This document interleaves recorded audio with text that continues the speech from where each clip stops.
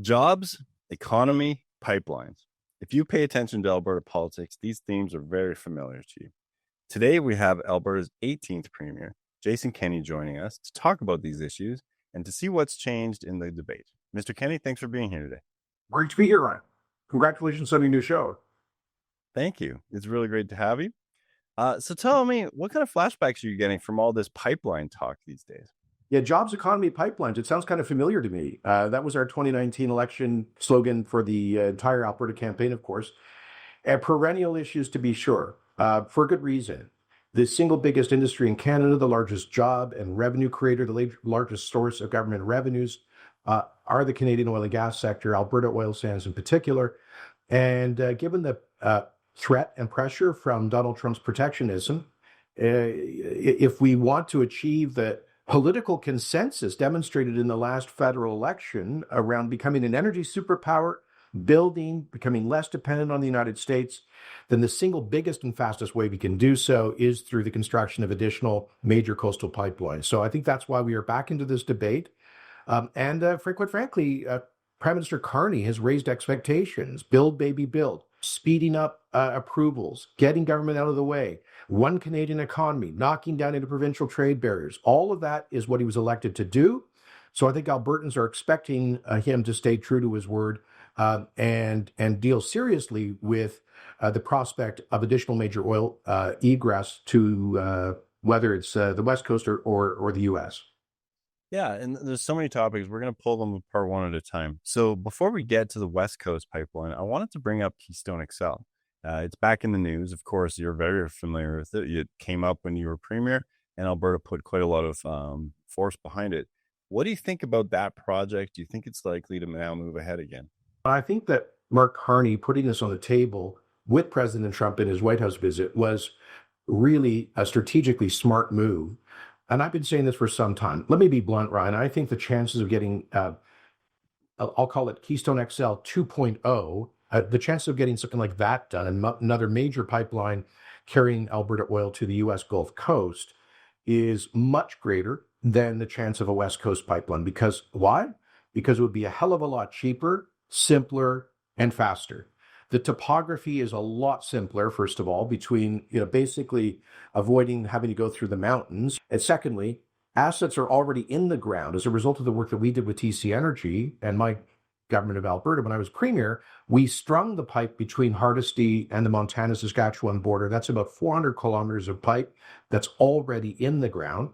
President Trump, who says sometimes he doesn't want or need Canadian energy, also says he wants Keystone XL.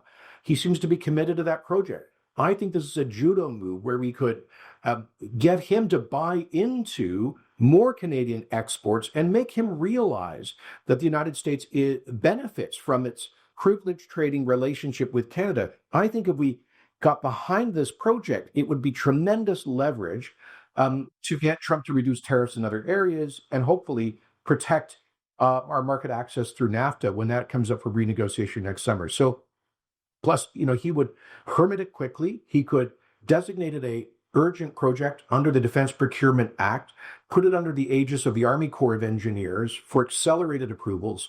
I think the way we could do it, it would require some level of government de-risking because of the political uncertainty of a new administration. But if governments got behind it to de-risk it, they could project finance this, put it out for tenders to midstream companies, let the best bidder build the project, and then you would be selling like $25-30 billion of oil through 1 million barrel per day pipeline, easily creating the revenue stream to sell the project, and it would be a very profitable project. It would also be a green light for new upstream, billions of dollars of new upstream production. So I think it's the simplest, fastest, easiest, most economical project. I think we should do all of the above. I'm not arguing against pushing for a West Coast pipeline, but I think this one is a judo move to get Trump closer to Canada, making him realize how he benefits from this relationship. Yeah, well, you've covered some of the things I was going to ask you. Would you be in support of the Alberta government once again being part of the de-risk, or would you require that the federal government do it? Well, I think we need to be creative about this. I'll tell you, I've had discussions with people in Washington for years now, going back to Joe Manchin when he was the master of the United States Senate, to Trump's first energy secretary, and people since then, about maybe making this an Alberta U.S. joint venture. They would benefit from it. Like, I think there's a lot of ways, if you're creative about it, there's a lot of ways of doing this. Now, Ryan, when the government of Alberta made the joint venture with TC Energy to complete Keystone XL 1.0, I think at that point, their estimate of the total cost for completion was in the range of $6 or $7 billion. And we stood behind it with loan guarantees, $1 billion of equity investment. So it was partial, but it was partial de-risking on the part of the government, not a complete government buyout like the feds did with the Trans Mountain expansion, buying that from Kinder Morgan. So I think the market would bear some of the risk, but you could, as I say, you could do a Canada, Alberta, US tripartite joint venture. There's a lot of different ways of doing this, but I will tell you this: if it gets done, the implications for future Alberta royalties and taxes is tens of billions of dollars. Right. And so it is easily worthwhile for the government of Alberta to look at standing behind a project like that. So look, my preference is never for government to risk tax dollars. But if there's no alternative, I think we need to look at it. And the precedent on this, we would not have an oil sands industry were it not for Peter Lougheed's visionary decision in the early 1970s to create a crown corporation, the Alberta Energy Corporation, AEC, to capitalize a lot of the early oil sands developments at a time when they were not yet economic. So he primed the pump through the AEC that was funded partly through the oil revenues from the conventional basin in the 1970s, and that helped us to create Canada's largest single industry, the oil sands. So I don't think we should be ideologically rigid about this. We should be smart and pragmatic, limit government involvement, but where necessary, governments can help to step in to solve for the problem of regulatory uncertainty. Okay, I want to talk to you about the West Coast. Now, I'm going to give you the dealer's choice. Do you want to talk about Mark Carney, Danielle Smith, or David Eby first? You're the boss. You've had some comments about the BC Premier that I think are worth bringing up. Personally, I retweeted your tweet because I agree. I think that my personal opinion is his comments are very disruptive to the Canadian project, to the idea of confederation and of supporting each other's resources. I know opinions will vary. What made you speak out now, and what made you kind of take a fairly aggressive or assertive approach to your criticism of the Premier of BC? Well, I think you know my style. I'm not like I try not to be personal in criticizing my political adversaries, but we're in critical mode for our country, and this guy is standing in the way of the Canadian economy, and wants to violate the Constitution. I think he is a much bigger threat to Canada's economy and national unity than Donald Trump is, or for that matter, than Alberta separatists are. This is a guy who's in office, who wants to use his political authority to block a prospective interprovincial pipeline, which is, according to the clear letter of the Constitution, a matter of exclusive federal jurisdiction. This is not my opinion. This is not an arguable point. It was recently reaffirmed unanimously by the BC Court of Appeal and the Supreme Court of Canada in striking down an effort of the BC NDP government several years ago to block the Trans Mountain expansion. And they lost unanimously at both of those top courts because Section 9210 of the Constitution Act says very clearly that interprovincial infrastructure is a exclusive federal responsibility. Of course, it has to be. The whole premise of confederation is an economic union. And coastal provinces do not have the authority to block the export of products produced in the landlocked provinces. So he's trying to flip confederation on its head, violate the Constitution, violate recent decisions of the highest courts in the land. Why? Not just because he's represented the majority of British Columbians. Every poll in the last 2 or 3 years indicates a super majority of British Columbians and Canadians in every region support a North West BC Coast oil pipeline. It's not because of Indigenous communities. We know from TMX that 90% of the interested Indigenous communities supported or were neutral about TMX.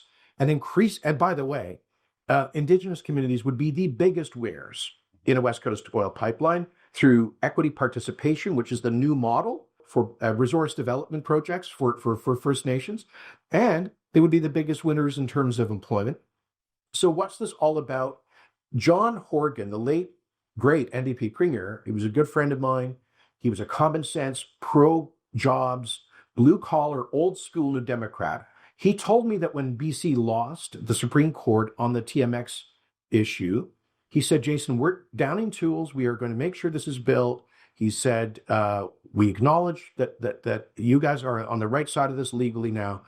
But he said, you need to be aware that I've got a mud hut wing in the BC New Democratic Party who opposes any kind of major resource project. David Eby is the leader of the mud hut wing, and he's trying to block Canadian prosperity, undermine our Constitution, make us more dependent on the United States, and further impoverish First Nations. I think he needs to be called out for this. I think you and I could probably nerd out on the NDP's coalition and talk about Avi Lewis and things like that. But I actually want to go to the feds now. So just recently, the federal minister of energy said, if Alberta wants to build, that's something between Alberta and BC. We've said we will be a constructive participant in the three-way discussion. The province of Alberta has work to do. You just said it. That is not my understanding of the Constitution. No. So on one hand, Mark Carney is making promises on the build side. On the other side, maybe the mud hut. So what's going on there? You know, this is really bizarre because based on those comments, where basically Prime Minister Carney and Energy Minister Hodgson seem to have given a veto to Quebec and British Columbia now on blocking interprovincial energy pipelines, which was not the position of Justin Trudeau. Justin Trudeau bought TMX. He built it against the objections of the BC NDP government. He took them to court and won. And I can't believe I'm saying this, but Justin Trudeau was more in favor of coastal pipelines and one Canadian economy and federal paramountcy when it comes to national infrastructure like this than apparently Mr. Carney is. How could that be? I want him to succeed. I want him to achieve the expectations that he set for himself and his government in the last election. He ran on build, baby, build, get things done faster than ever before, one Canadian economy that knocks down interprovincial barriers, making Canada a global energy superpower. He also explicitly has referred to a coastal pipeline and his interest in that in principle several times. So it's time that he meets the rhetoric and the expectations with action. You know, Justin Trudeau's dad, Pierre Trudeau, at the time of the patriation of the Constitution, once said that it is not Ottawa's job to be the head waiter to the provinces. The provinces have their authorities in which they are sovereign. The federal government has its authorities, and one of them is regulating projects that unite the country. So I'm wondering whether Minister Hodgson and Prime Minister Carney are actually aware of the constitutional law on this. It perplexes me. But I think what Premier Smith is doing is to sort of force the question, flesh out the viability of a project like that, and to test the federal government to see if they are really going to be true to the commitments they made Canadians in the last election about this. Do you think it's likely to work? Alberta is the proponent for the Major Projects Office submission. Seems like a pretty intense gambit. Do you think that it's going to play out the way that we think? The Major Project Office seems to be unsure that this is going to proceed, and I don't know what happens next. Well, I think that what the critics of this idea say is there's no private sector proponent. We all know why. No proponent is going to step in with the current policy setting of Ottawa. TC Energy lost something like $800 million on the Energy East project that got bogged down as the federal Liberals kept changing the regulatory parameters. And of course, Enbridge lost something upwards of $1 billion on their proposed Northern Gateway pipeline.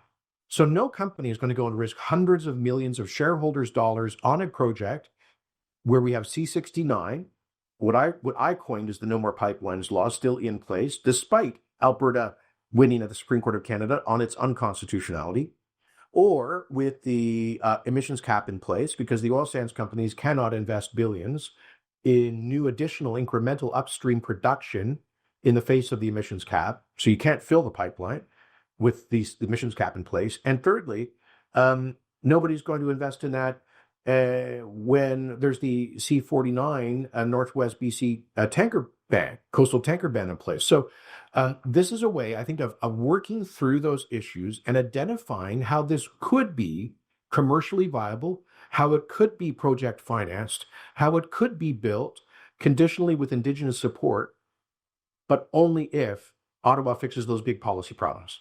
Part of this show's mandate is for Albertans to have a conversation with ourselves, with each other, and I think the two of us are convinced. The other mandate of the show is for Central Canadians to hear the Alberta perspective on some of these issues. You spent a lot of time in your career making the case for the energy sector, for development of our resources, what's at stake for the rest of the country. But this is a special moment. I'm just wondering if you can speak to that. Yeah. What is the benefit to the rest of the country if this gets worked out on the West Coast? Well, I'm speaking to you right now from one of the bank towers on Bay Street. Just earlier this week, I was participating in a conference together with the Prime Minister, the BMO North America Summit. And I'll tell you that the number one issue that's the constant recurring issue in panel after panel and talk after talk from the business leaders was we need Ottawa to get out of the way, not, with oil pipelines, with major resource projects, with mining, critical minerals, all of it. Like there was just this pent up frustration that there's trillions of dollars of capital around the world looking for good returns. The world desperately needs critical minerals, energy. We need data centers to deal with the AI-fueled future. We've got all of those resources that we like. That we've got super cheap natural gas. We've got the energy. We've got the critical minerals. What we don't have is a functional regulatory process. So I'm telling you right here on Bay Street, Ryan, people get it. In fact, I remember, I think it was my fourth day as premier in May of 2019. I came to speak here to a business crowd on Bay Street. The event sold out in like half an hour, full room filled at the Royal York. And I made a passionate plea for the country to say yes to Alberta Energy. I've got multiple standing ovations. So you're not getting an argument from people down here in Toronto. They get it. You can see this in the poll. And by the way, something I would say to Albertans who are frustrated and looking at separation, look at the polls. We have gone from opposition to supermajority support, like 75% support for additional oil pipelines right across the country. And Ontario has one of the highest levels of support. So we've been winning the argument. We just need Ottawa to listen to Canadians and get this stuff done. Well, one of the things we've done here at the Hub is we've done some investigation, and there's going to be more about this coming out shortly, but there's lobbying efforts around Bill C5. It appears like the EV government resistance might just be the tip of the iceberg when it comes to opposition to any future pipeline through the BC Environmental Defense Fund, the David Suzuki Foundation, Eco-Justice, so on and so forth. Perhaps we repeal the 9 bad laws, or perhaps we expect the feds to ram through some of the core challenges. Is there a way that Alberta can get past these special interests? You talk about how Bay Street supports it, how Main Street, Canada supports it. What's left? It seems like eco-environmentalists and perhaps something else. I'm just not sure. It seems like such a slam dunk. I'm not sure what the problem here is. Well, I will say this. I want to look at the glass being half full. Those groups, I think, carry much less influence than they did in the past. And you can see that they've lost they've lost the fight for public opinion. They lost the fight on the retail carbon tax. Governments around the world are reverting away from the kind of pro-energy poverty policies driven by those environmental green left organizations. And so I think they've been losing the political fight. They've been losing the public opinion fight. I think the problem is the government in Ottawa feels conflicted because, they have people like Stephen Guilbeault and Gregor Robertson in the cabinet, They believe that they won the last election partly with voters shifting in their direction from the NDP. And I think that they imagine they need to find some kind of, quotes, carefully balanced, calibrated middle ground between resource development and the emissions, reducing emissions. But the truth is this: if U.S. shale oil development has become uneconomic, and they are now on the path of secular decline in terms of their oil production. Same with Russia, for a lot of reasons. So you're going to see the two largest producers reducing their two largest oil producers in the world, reducing their output. Either Canada steps in to fill that supply gap in the future, or OPEC dictatorships will. The same energy will be consumed as the developing world, the global south, moves their people out of energy poverty. And I think Canada has a moral obligation as a responsible liberal democracy to be part of that future supply. And so I just think we just have to need to keep making the arguments, keep taking this to court. The feds have not fully complied with the federal court, the Supreme Court of Canada's decision on Bill C-69. Government of Alberta is taking them back to court on that. We just keep up the fight. We're making progress. So one final question, and then I want to talk to you about the life of a retired premier. So there's the idea, and the Hub has been talking about it for a long time, of a grand bargain involving things like the Pathways Alliance, carbon capture storage. Right. Now, is that an opportunity or is that a trap? It is an opportunity as long as we don't end up with an energy industry that's completely uneconomic. That's right. If we tell the industry that they've got to spend tens of billions of dollars, backed up by billions more in tax dollars, to have, as Prime Minister Carney says, net zero oil production, no one else in the world is going to be doing that. So I think, yes, I'm all for investments in carbon capture, utilization, and storage. Alberta was an early leader in that. I'm all for a manageable level of an industrial carbon tax levy, industrial carbon levy. We've done that in Alberta since Ralph Klein's day in 2005. We've done it intelligently, as long as it does not make us fundamentally uncompetitive. But if we get pushed by Ottawa into absurdly high costs, $180 a ton industrial carbon tax, or 50 or 60 billion on CCUS, then basically they're telling us they just want us to shut down the industry. Yeah, and one of the constant themes of the Hub has been around the idea of the Laurentian capitalist approach to the economy, and that government involvement can be really it's a dangerous thing, because it might help, it also might permanently hobble the industry from being able to. So, ways of doing this, like under the first Trump administration, Congress passed, with his encouragement, an enhanced tax credit, investment tax credit for carbon sequestration, which has massively expanded that in the United States. So you can move the dial in the right direction towards reducing emissions with the right kind of incentives without being punitive. Okay, well, that's been great. I also want to just take the opportunity to check in with you. What exactly have you been up to? Does the life of a retired premier involve like binging Netflix, or have you taken up gardening, or tell us a little bit about what you've been doing?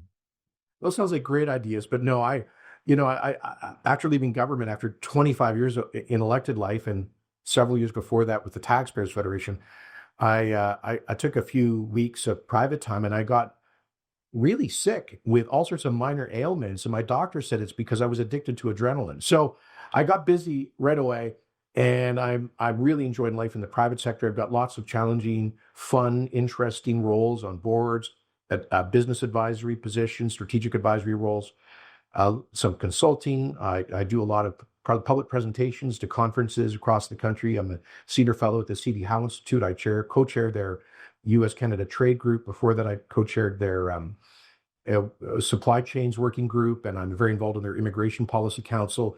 So I'm involved, and I do occasionally. I'm not a pundit. I don't want to be one, but when there are issues that I'm really passionate about, I'm not afraid to add my voice to the public debate as a private citizen. And issues like this, responsible resource development, Indigenous economic opportunities. Very proud of the work we did as a government, and I'd like to put my shoulder behind that wheel. but also my strong support for Israel, my strong support for Ukraine against Putin, national security, the defense buildup. These are some of the issues that immigration policy that I'm interested in because of my background, on which I think I have a couple of, on which I have well-informed views, I'd like to think. So I still like to dabble as a commentator on some of those issues, but very grateful for the time I had in an elected life, and also now grateful to have a little bit more freedom, privacy, and opportunity at the same time. Well, it sounds like you're not very good at retirement. No, this is definitely not retiring. But you remain a really strong voice, and we just really appreciate your time. Thank you for coming on the show, and I'm looking forward to continuing to hear what you're adding to the national debate. Awesome. Thanks very much, Ryan. And thanks for tuning in.